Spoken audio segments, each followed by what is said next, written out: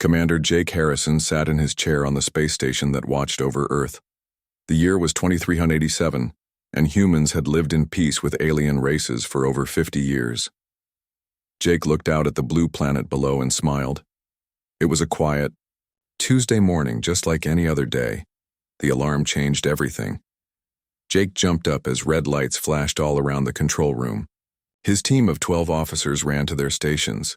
The main screen showed something that made Jake's heart stop. 12 large objects were flying toward Earth at incredible speed. "What are those things?" Jake asked his sensor officer, Lieutenant Mary Johnson.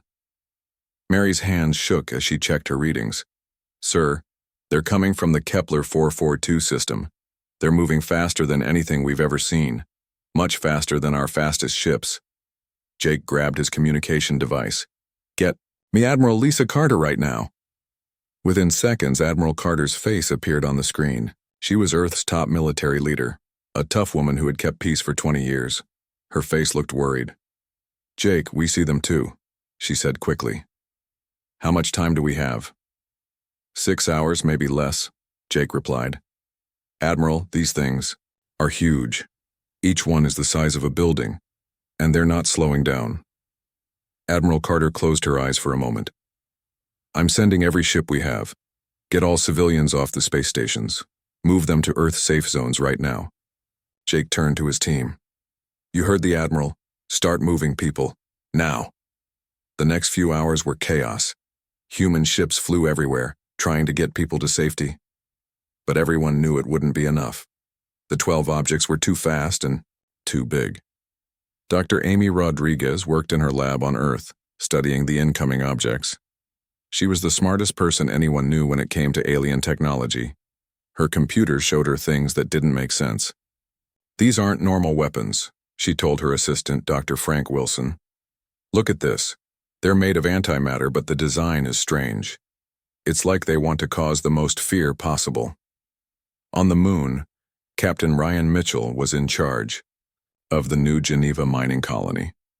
3,000 people lived and worked there, digging for materials that Earth needed.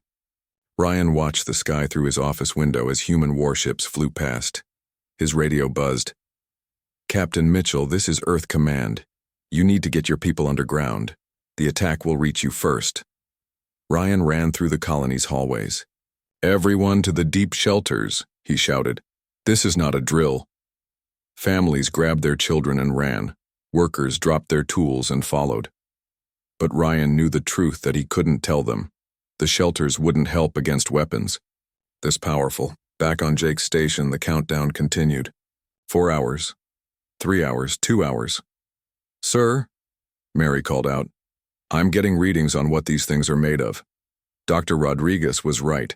They're antimatter bombs. Each one could destroy a whole continent." Jake felt sick. He had fought in small battles before, but nothing like this. No one had ever attacked Earth directly. The planet was supposed to be safe.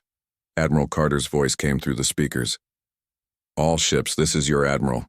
We're going to try to stop these missiles. Earth Defense Fleet, move to intercept positions. Marine units, prepare for possible ground action." Jake watched as 50 human warships flew toward the approaching missiles. They were good ships with brave crews, but they looked like toys next to the alien weapons. The first missile hit the Atlantic Fleet. The explosion was so bright it could be seen from space. 20 ships and 4,000 people vanished in a flash of white light.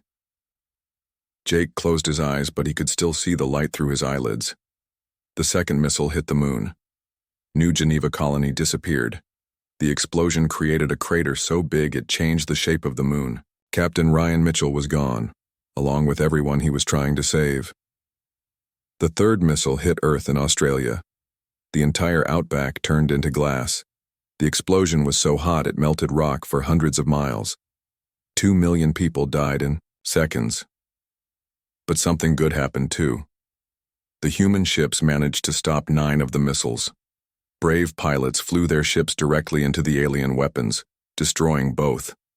They saved Earth from total destruction. Jake stood in his control room, looking at the damage reports. Half the moon was gone. Australia had a glass desert where forests used to grow. The ocean was full of debris from destroyed ships. Sir, Mary said quietly. We're getting a message from one of the missiles we stopped. There are markings on it. Doctor, Rodriguez's voice came through the radio. The markings belong to the Zephyrian Empire. We've never met them before, but they're from the outer galaxy. Jake felt confused and angry. Why would strangers attack us? We never did anything to them. Admiral, Carter appeared on screen again. She looked older than she had that morning.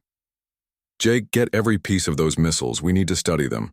Someone just declared war on humanity, and we need to know why. As Jake's team collected the alien debris, Dr. Rodriguez made a terrible discovery in her lab. The weapons were designed to cause fear, not to win a war. Someone wanted to test humanity's response to being attacked. The question was simple and frightening. If this was just a test, what was the real attack going to look like? Jake looked at Earth again. The blue planet now had scars on it. Black smoke rose from Australia. The moon looked broken. Everything had changed in one day. They made a big mistake, Jake said to himself. They think we're weak because we're peaceful. They're about to learn how wrong they are. Unknown to Jake, in secret bases around the solar system, machines were already starting to work. Projects that had been sleeping for decades began to wake up. Humanity had been preparing for this day, even though they hoped it would never come. The 12 missiles had done their job. They had hurt humanity badly, but they had also done something the attackers didn't expect. They had made humanity angry, and an angry human race was something the galaxy had never seen before. President Daniel Cole stood in front of cameras that would broadcast his words to every human world in the galaxy. Behind him were flags from all 17 human colonies. His face was serious, and his voice was calm, but everyone could hear the anger underneath. My fellow humans, he began. Yesterday, an unknown enemy attacked our home. They killed 2 million innocent people. They destroyed our moon colony. They turned part of Earth into glass. They did this without warning, without reason, without mercy. He paused and looked directly into the camera. They made a mistake. They thought our peaceful ways meant we were weak. Today we show them the difference between choosing peace and being unable to fight. On military bases across human space, alarms started ringing. Soldiers who had been training for a war they hoped would never come suddenly found themselves preparing for the real thing. General Patricia Hayes walked into a room that hadn't been used in over a century. The Terran War Council chamber was deep underground, protected by thick metal walls. Around the table sat the best military minds humanity had ever produced. Ladies and gentlemen, General Hayes said as she sat down, Operation Blackout is now active. Everything we've prepared for the last 50 years can finally be used. Colonel Karen Davis smiled for the first time since the attack. She had spent 20 years building secret weapons while the rest of humanity enjoyed peace. Now her work would finally matter. General, she said, the Sol Defense Network is ready. Every communications satellite in the solar system is actually a weapons platform. Every space station has hidden guns. The asteroid belt has been our secret shipyard for decades. Captain Sam Turner received his orders while standing on the bridge of a ship that officially didn't exist. The UES Retribution looked like a normal cargo vessel from the outside. Inside, it was the most powerful warship ever built by humans. Captain, came Admiral Carter's voice through his earpiece. You and 11 other ships are our first wave. Show the galaxy what humans can really do when we stop playing nice. Sam looked at his crew of 45 officers. Each one had trained for this moment their whole career. They were ready to make the aliens pay for what they had done. The Retribution's engines started up. But these weren't normal engines. They were powered by tiny black holes that human scientists had learned to control. The ship could travel faster than anything the aliens had ever seen. In the weapons bay, machines loaded ammunition that broke the laws of physics. Bullets that could phase through shields, bombs that could make stars explode. Missiles that learned how to be more deadly with each shot they fired. Dr. Rachel Monroe worked in her lab aboard the ship. She was putting finishing touches on humanity's most secret weapon. It looked like a small metal box, but inside was something terrifying. The Cascade virus is ready, Captain, she told Sam. Once we release it, every alien ship it touches will become ours. Their own computers will turn against them. Meanwhile, on Earth, Intelligence Officer Nathan Brooks sat in a dark room full of computers. His job was to listen to alien communications and figure out what the enemy was planning. What he found made him sick to his stomach. "General Hayes," he said into his phone. "I've broken their code. The Zephyrian Empire wasn't trying to conquer us. This was a test." "What kind of test?" General Hayes asked. "They wanted to see how we would react to being attacked. It's something they call the pacification protocol. They use it on every new species they find." Nathan pulled up files on his computer. "General, they've done this to dozens of races. Those who surrender become slaves. Those who fight back but lose get wiped out completely." General Hayes felt cold. "And those who fight back and win?" "There are no records of that happening, ma'am. We're the first." Across the galaxy, in the Zephyrian Empire's capital system, Emperor Zektar received reports that confused him. His spy ships watching human space saw things that shouldn't be possible. "Lord Emperor," his military advisor said with fear in his voice, "the humans are not running away. They're not surrendering. They're building an invasion fleet." Emperor Zektar laughed. "Impossible. We destroyed half their moon and killed millions of their people. They should be begging for mercy by now. Sir, our sensors show ships that are bigger than anything we've ever built. And they're moving at speeds that our science says are impossible." The Emperor stopped laughing. In over 1,000 years of conquest, no species had ever fought back effectively after a pacification protocol attack. Most races surrendered within hours. The strongest lasted maybe a few weeks before giving up. But the humans were doing something different. They were getting stronger. Lieutenant Commander Chris Evans climbed into his fighter craft aboard the Retribution. His ship was small, but it could do things that would make alien scientists cry. It could become invisible, fly through solid objects, and shoot weapons that never missed their target. "All fighters, this is command," Sam's voice came through the radio. "We're jumping to Zephyrian space in 30 seconds. Remember, we're not just fighting for revenge. We're fighting to make sure this never happens to anyone else." The 12 ships of humanity's secret fleet activated their impossible engines. Space twisted around them as they traveled faster than light, faster than thought, faster than anything the galaxy had ever seen. Admiral Tony Garcia coordinated the attack from Earth. His screens showed him everything that was happening across dozens of star systems. He watched as human ships appeared in enemy territory like ghosts in the night. "Phase 1 is complete," he announced to the War Council. "Our ships have reached Zephyrian space. They're about to discover that attacking Earth was the biggest mistake in galactic history. The aliens who had sent 12 missiles to test humanity were about to learn a hard lesson. Humans didn't just fight when they were attacked. They won, and they never, ever forgot." In secret facilities throughout human space, more ships were being built. Weapons that could crack planets were being loaded. Soldiers who had been training in secret for decades were finally going to war. The Zephyrian Empire had wanted to test humanity's strength. They were about to get their answer, and they weren't going to like it. The sleeping giant was awake, and it was very, very angry. Captain Sam Turner stood on the bridge of the UES Retribution as it dropped out of faster-than-light travel. Around his ship, 11 other human vessels appeared like deadly shadows in the darkness of space. They had arrived in Zephyrian territory, ready for war. But something was wrong. "Captain," Lieutenant Mary Johnson called from her station, "I'm not picking up any ships. The planets below us are empty." Sam frowned and looked at the main screen. 3 Zephyrian worlds floated in front of them, but there were no cities, no lights, no signs of life. The aliens had run away. They knew. "We were coming," Sam said quietly. "Scan for any clues about where they went." Dr. Rachel Monroe worked at her science station, studying the empty planets with her instruments. "Captain, I'm finding traces of massive ship movements. It looks like they evacuated everything about 2 days ago." 2 days? Sam was surprised. "But we only decided to attack yesterday." Nathan Brooks's voice came through the ship's communication system from Earth. Captain Turner, this is intelligence. We've been listening to their radio signals. The Zephyrians fled to their fortress system called HFY. They think their big defense stations can protect them. Sam smiled, but it wasn't a happy smile. It was the smile of a hunter who had found his prey.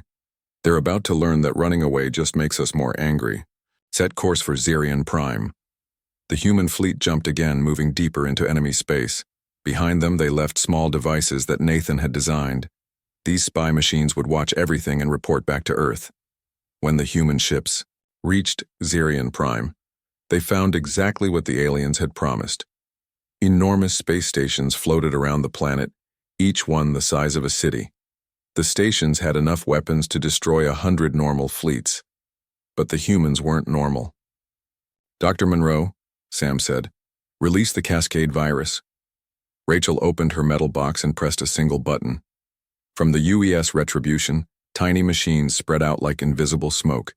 They moved toward the alien defense stations faster than light itself. On the largest Zephyrian station, Admiral Crixvin watched his screens with confidence. "The humans have brought only 12 ships against our 50 stations. They will die quickly, and we will send their wreckage back to Earth as a warning." Then his weapons officer started screaming, "Admiral, our guns are turning around. They're pointing at our own ships." "That's impossible," Admiral Crixvin shouted. "Weapons cannot move by themselves." But they were moving. The Cascade virus was already inside the Zephyrian computers, rewriting their programming. Every alien weapon, every defense system, every ship computer was now under human control. Lieutenant Commander Chris Evans launched his fighter from the Retribution. His small ship seemed to disappear as it activated its dimensional phase drive. To the aliens, it looked like he had become a ghost. Chris flew straight through the shields of the nearest space station. The alien energy barriers couldn't stop something that existed in 2 dimensions at the same time. He appeared inside their hangar bay like magic. "This is Fighter 1, Chris reported calmly.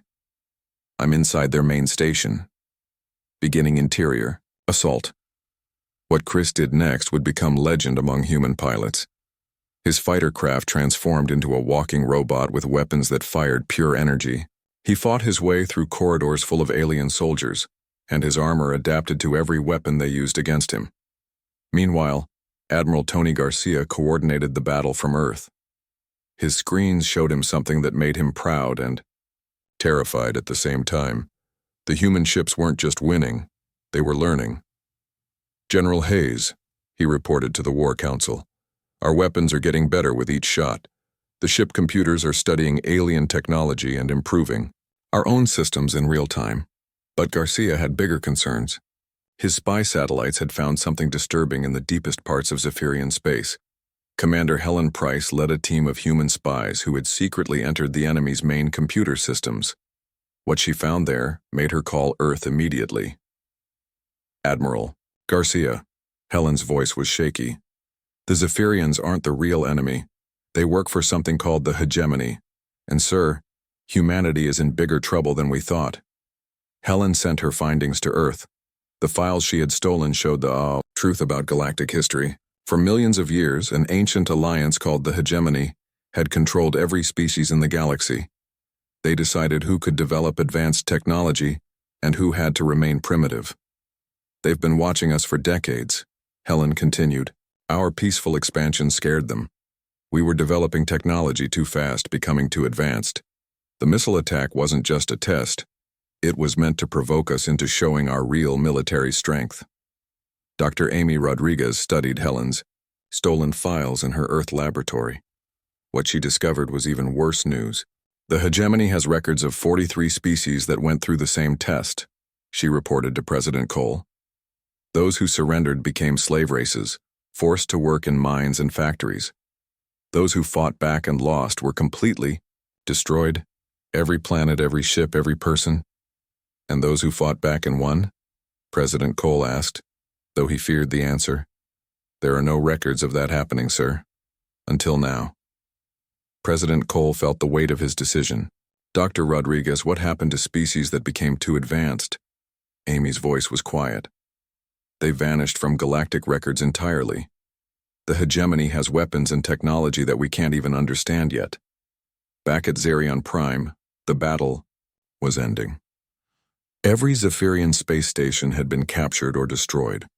Captain Sam Turner walked through the corridors of the enemy command center, where Admiral Crixvin sat defeated.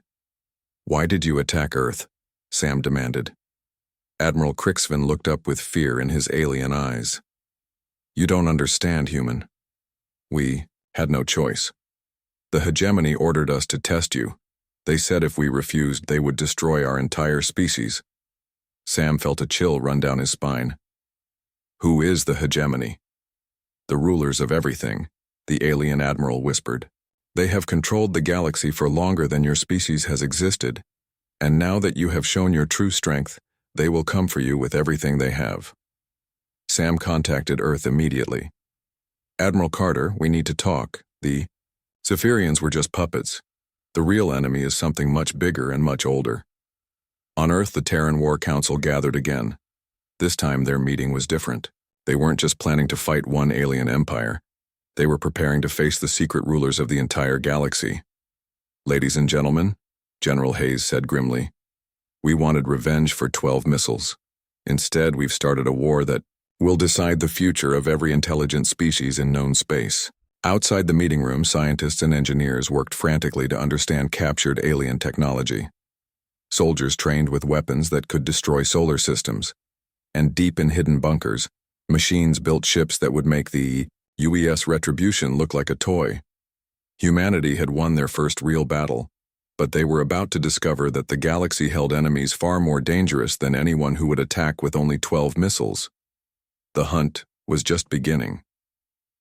The siege of HFY lasted exactly 14 hours, not because the battle was long and difficult, but because humanity needed that time to completely study every piece of alien technology they could find.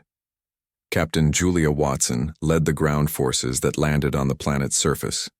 Her soldiers didn't just defeat the alien defenders, they captured their weapons, learned how they worked, and then built better versions on the spot. "Command, this is Watson," she reported to Admiral Carter. "We've taken their main weapons factory. Our engineers are already improving their designs. These aliens are like children playing with dangerous toys." Dr. Rachel Monroe worked in the captured Zephyrian laboratories, studying their most advanced computers. What she found amazed her. The aliens had technology that was thousands of years old, but they had never improved it. "They're not inventors," she told Captain Sam Turner. "Everything they have was given to them by the hegemony. They've been using the same weapons and ships for centuries without making them better." This discovery changed everything. Humanity had always assumed that older civilizations would be more advanced. Instead, they found that the galaxy's rulers had been keeping everyone else weak and stupid on purpose. General Marcus Johnson received his orders directly from President Cole. Operation Deep Strike was the largest military action in human history. 47 targets across the galaxy would be hit at the same time. Every hegemony facility, every control center, every hidden base, General Johnson told his commanders. "We're not just fighting a war. We're breaking chains that have held the galaxy prisoner for millions of years." The human fleet had grown from 12 ships to over 1,000. Secret shipyards in the asteroid belt worked day and night, building vessels that used technology the hegemony thought was impossible. Each new ship was better than the last, designed by computers that learned from every battle.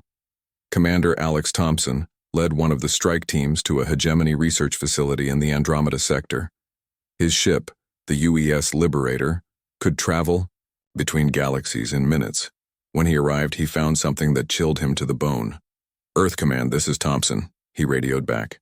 "You need to see this. The hegemony isn't just controlling the galaxy. They're hiding from something." Alex sent images of what he had found. Deep underground on the research facility's planet were bunkers built to survive the end of the universe. Inside were records that went back millions of years, telling the story of a war that had nearly destroyed all life in the galaxy. Dr. Grace Martin studied Alex's findings from her laboratory on Earth. As humanity's leading expert on ancient history, she was the only person who could make sense of the records. "President Cole," she reported with excitement and fear in her voice, The hegemony are refugees. They lost a war millions of years ago against something called the predecessors. Everything they've done since then has been to prevent the predecessors from returning. What were these predecessors? President Cole asked. According to these records, they were the most advanced species the galaxy had ever seen. They could create and destroy stars, travel through time, and build machines that thought for themselves. The hegemony barely defeated them by uniting every other species in the galaxy. Dr. Martin paused, looking at more of the ancient data. Sir, there's something else. Humanity isn't randomly advanced. We're following the exact same technological path the predecessors followed millions of years ago. President Cole felt the blood drain from his face. Are you saying we're like them? Sir, I'm saying we might be their descendants, or we might be proof that intelligence naturally develops in the same direction. Either way, the hegemony has been trying to stop another predecessor event for millions of years. Across the galaxy, news of humanity's victories spread like wildfire. Species that had been slaves for thousands of years began to rebel against their hegemony masters. Others volunteered to help the ancient rulers fight against the new human threat. Captain Ben Rogers found himself in the middle of one such rebellion on the planet Kepler 438b. The local species, called the Marath, had overthrown their hegemony governors and asked humanity for help. Captain Rogers, the Marath leader, said through a translator, "For 1,000 years we have dreamed of freedom. You have shown us it is possible. Please teach us how to fight." But Ben quickly learned that freedom was more complicated than anyone had expected. The Marath had lived under hegemony control for so long that they had forgotten how to make their own decisions. They wanted humans to tell them what to do, just like their old masters had. "Freedom isn't something we can give you," Ben explained patiently. "It's something you have to learn for yourself." Similar problems appeared on dozens of worlds. Species that had been slaves for millennia didn't know how to be free. Some begged humanity to become their new rulers. Others fought among themselves, now that the hegemony wasn't there to control them. Admiral Kevin Clark commanded the largest human fleet ever assembled as it approached the hegemony's capital system. 1,000 ships filled with humanity's most advanced weapons moved through space like a storm of metal and energy. "All ships, this is Admiral Clark," he announced. "Today we end millions of years of oppression. Today we show the galaxy that no one has the right to control the destiny of others." The hegemony's final stronghold was a system with 12 planets, each one a fortress world with weapons that could destroy entire fleets. The ancient rulers had spent millions of years building defenses they thought were unbreakable. They were wrong. Human ships phased through their shields like ghosts. Human weapons learned how to counter every defense the moment they encountered it. Human soldiers fought with armor that adapted to any attack, and weapons that became more deadly with each shot. The battle for the hegemony capital lasted 3 days. When it was over, the ancient rulers who had controlled the galaxy for longer than human civilization had existed were defeated. Their million-year reign ended by a species they had tried to eliminate through their puppet servants. But victory came with a terrible cost. As hegemony control collapsed, hundreds of star systems fell into chaos. Species that had depended on their ancient masters for everything suddenly found themselves alone in a dangerous universe. Refugee ships filled with billions of beings fled from worlds that could no longer support them. Entire civilizations collapsed as the systems that had fed and protected them for millennia simply stopped working. Colonel Sarah Williams found herself running refugee camps on dozens of worlds, trying to help species that didn't know how to help themselves. It was harder than any battle she had ever fought. "We came here to get revenge for 12 missiles," she told her aide, Major John Davis. "Instead, we've become responsible for the entire galaxy." Dr. Maria Gonzalez made the final discovery while studying the deepest hegemony archives. Hidden in the most secret files were the true records of the predecessor war. What she found changed everything humanity thought they knew about the ancient conflict. The predecessors weren't conquerors, she announced to the Terran War Council. They were teachers and explorers who tried to help younger species develop advanced technology. The hegemony painted them as villains to justify their own control. General Hayes leaned forward in her chair. Then why did the war happen?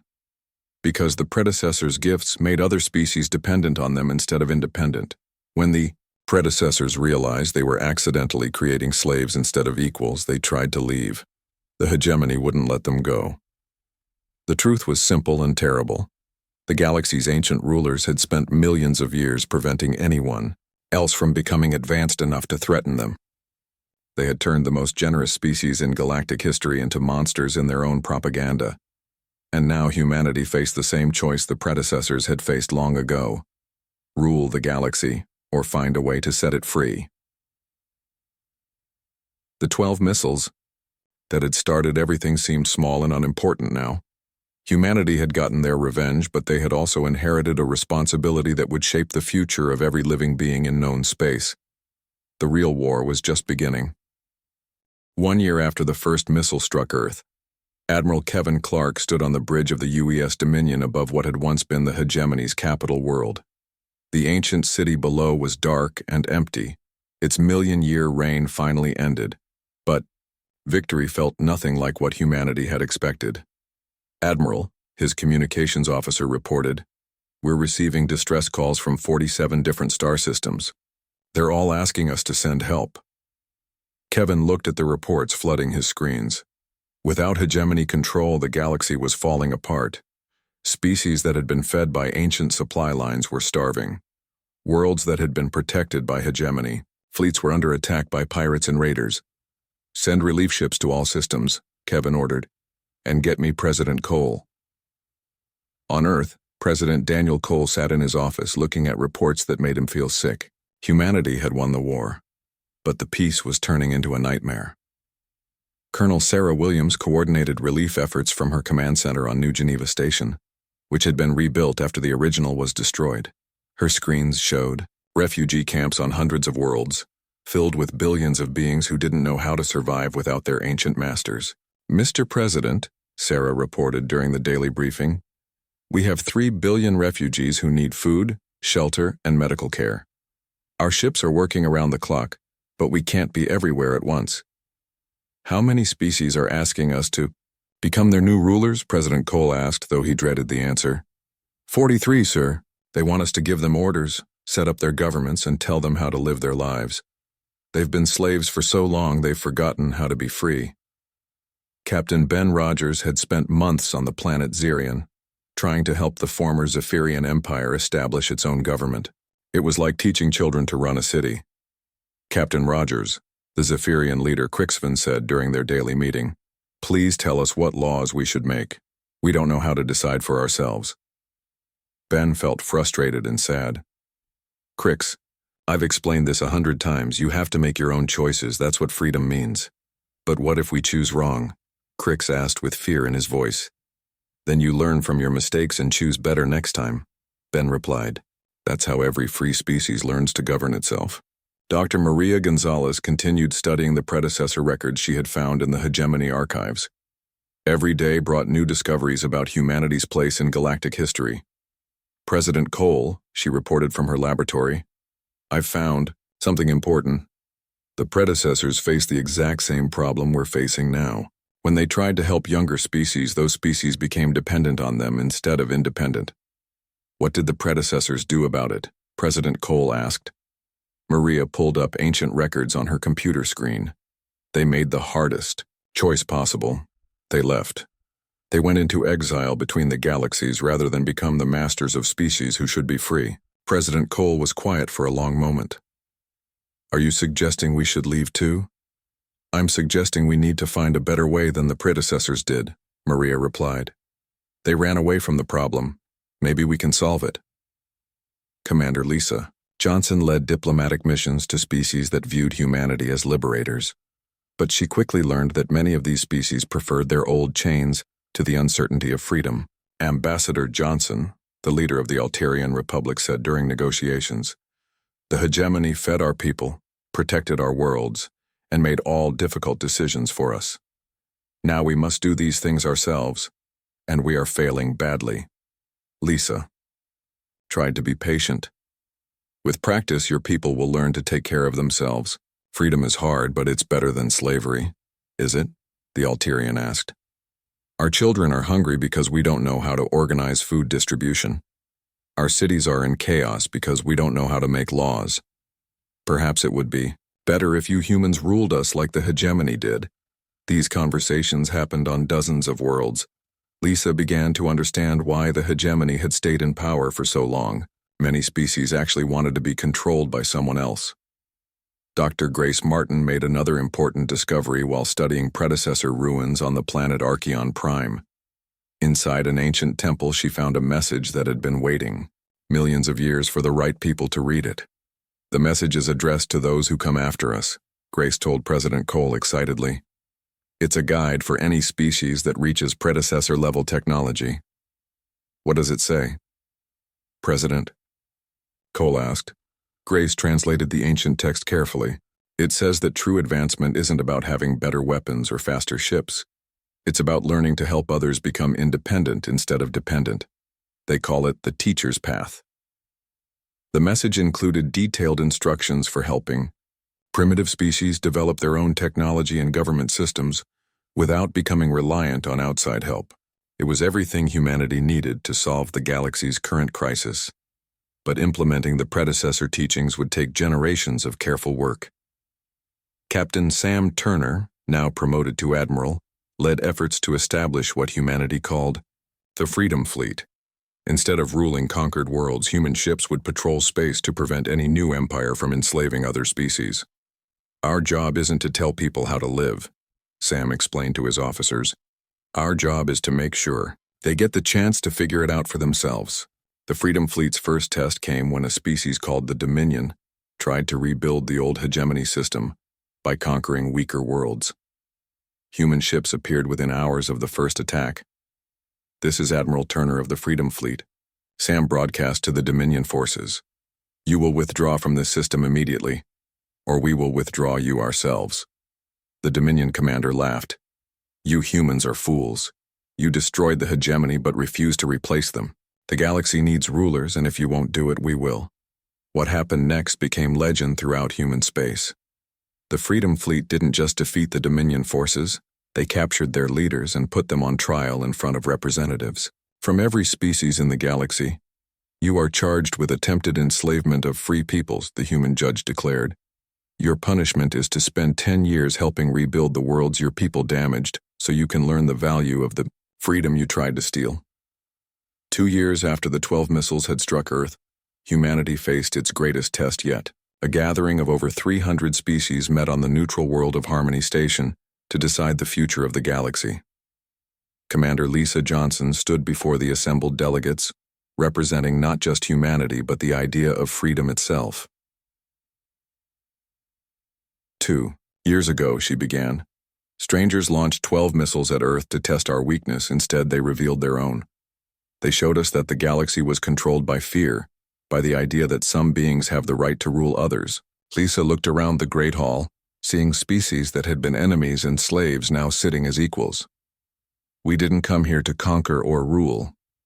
We came to ensure that no species ever again faces unprovoked attack for the crime of growing beyond artificial limitations. The vote was close, but the result was clear. The Galaxy Freedom Charter passed by a margin of 2-1. Never again would any species be allowed to control another. Never again would technological advancement be suppressed to maintain political control. Dr. Amy Rodriguez, now director of the Galactic Science Council, established research programs that shared advanced technology freely with any species that wanted to learn. But the sharing came with conditions based on predecessor teachings. We will teach you to build faster ships, she told a delegation from the Kepler colonies. But you must promise to use that knowledge to help other species build their own ships, not to conquer them. Captain Jake Harrison, who had first spotted the incoming missiles from his space station, now commanded the rebuilt lunar defense platform. He often looked up at the stars and thought about how much had changed. The glass crater in Australia had been turned into a memorial park. The moon's scars had been repaired, but people chose to leave some of them as reminders of the price of freedom. The Atlantic Fleet had been rebuilt, stronger and better than before. Most importantly, humanity had learned something about itself. They were capable of terrible destruction, but they chose to be builders instead of destroyers. President Cole, now in his second term, often received messages from species across the galaxy. Some thanked humanity for freeing them. Others complained that freedom was harder than slavery. A few even asked to be conquered again. "Mr. President," his aide asked during one of these sessions, "do you ever regret what we started? Some days it seems like the galaxy was more peaceful under hegemony rule." President Cole thought about the question seriously. "The galaxy was more quiet under the hegemony," he finally said. "But quiet isn't the same as peaceful. A prison is quiet too." He pointed to his window where Earth's blue skies stretched endlessly upward. "Those 12 missiles were meant to test our weakness. Instead, they gave us the chance to show our strength. Not strength in weapons or ships, but strength in standing up for what's right even when it's difficult." As President Cole spoke, ships from 100 different species flew past his window,